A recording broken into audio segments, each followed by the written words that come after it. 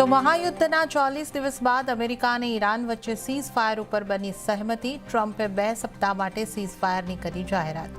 ઈરાનના supreme leader મોજતબા ખામેનેઈએ પણ seize ફાયરને આપી મંજૂરી. 10 એપ્રિલથી ઇસ્લામાબાદમાં થશે ચર્ચા. ભારતે સીઝ ફાયરનું કર્યું સ્વાગત. વિદેશ મંત્રાલયનું નિવેદન. ભારત હંમેશાથી શાંતિનો પક્ષધર. પશ્ચિમ એશિયામાં સ્થાયી શાંતિની દર્શાવી આશા. સીઝ ફાયરના સમાચારથી માર્કેટે પણ લીધો રાહતનો શ્વાસ. નિફ્ટીમાં 5 વર્ષની મોટી ઇન્ટ્રાડે તેજી. 24,000ની નજીક ક્લોઝિંગ. બેંક નિફ્ટીમાં 5.5%થી વધુનો ઉછાળો. મિડ કેપ અને સ્મોલ કેપમાં પણ 4%થી વધારેની શાનદાર તેજીની રેલી.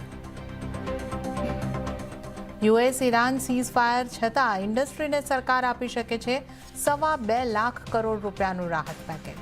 નાણાં મંત્રાલયે કમિટીને આપી રાહત પેકેજ માટેની મંજૂરી. કેબિનેટ પણ આપી શકે છે અંતિમ મંજૂરી. સીએનબીસી બજારના એક્સક્લુઝિવ સમાચાર. આરબીઆઈએ દરોમાં નહીં કર્યો કોઈ ફેરફાર. રેપો રેટ 5.25% પર યથાવત. એમપીસીનું ન્યુટ્રલ વલણ પણ યથાવત. આરબીઆઈ ગવર્નરે કહ્યું, ભારતીય ઇકોનોમીના ફંડામેન્ટલ મજબૂત, પરંતુ પશ્ચિમ એશિયા સંકટથી અનિશ્ચિતતાનો માહોલ. મોંઘા ક્રૂડના કારણે મોંઘવારી વધવાનું જોખમ. અને ટેલિકોમ કંપનીઓએ આપવો પડશે ડેટા વગરનો સસ્તો કોલિંગ પ્લાન.